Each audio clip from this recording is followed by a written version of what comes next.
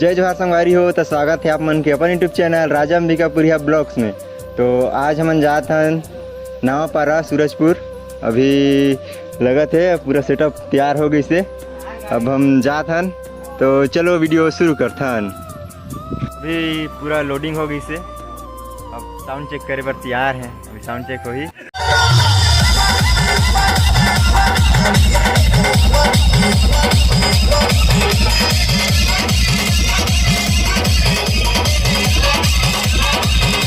अभी हम घर से निकल गए हैं और इधर है पानी आते है, उसकी वजह से पूरा प्लास्टिक में पैक है।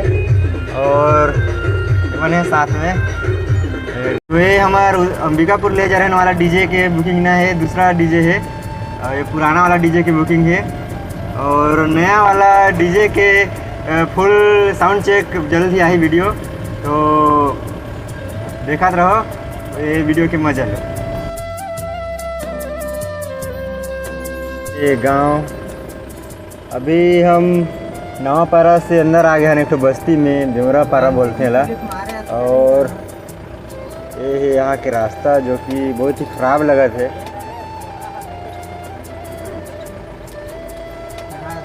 वही रास्ते में जाना है ऊपर। गाड़ी